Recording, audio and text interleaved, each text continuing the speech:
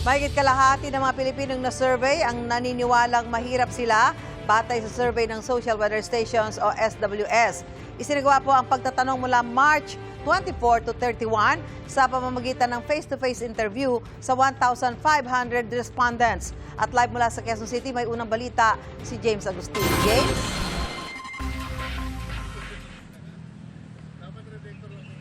Susan, good morning. Ramdam ng mga nakausap ko ngayong umaga na talaga namang mas humirap yung buhay. Tugba po yan doon sa naging resulta ng isang survey na lumalabas sa mas maraming Pilipino yung nagsabing mahirap sila. Pansit at 2 balot ng kanin sa halagang 50 pesos ang baon ng construction worker na si Nick. Ito na raw ang pagkakasyahin niya para sa tanghalian at merienda ngayong araw. Bilang minimum wage earner, ramdam daw niya na mas humirap ang buhay. Para naman sa breadwinner na si Lendo na kahit papano'y kumikita ng mas malaki kada buwan, mahirap pa rin ang buhay. Kung si Eric naman natatanungin, nasa gitna lang siya o borderline. Hindi masabi kung mahirap o hindi mahirap.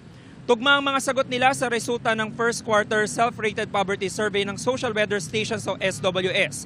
52% ng mga pamilyang Pilipino ang nagsabi na mahirap sila o katumbas ng 14.5 milyon na pamilyang Pilipino nitong March 2026. 35% ang nagsabing hindi sila mahirap habang 13% ang nagsabing nasa borderline sila. Sa kabila niyan, positibo pa rin ang pananaw ng mga nakausap namin. Narito ang kanilang mga pahayag. Mahirap talaga. Pag hindi ka kumakain, hindi ka makakain eh.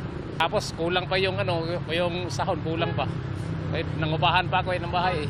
Siguro sabihin ko nasa mahirap pa rin. Kasi sa panahon po ngayon yung bilihin, yung mga basic commodities natin, mahirap nang i-afford ngayon kasi nagtataasan na po kasi. Ayun po, kaya sabihin natin, yung sahod tapos kumpara sa mga bilihin, hindi na siya tugma, parang gano'n. Nakakain naman kami ng minsan, lagpas pa sa 3 beses sa isang araw, nakakain kami. Maayos. Nakapag-ulam naman din ng masasarap. Papaano.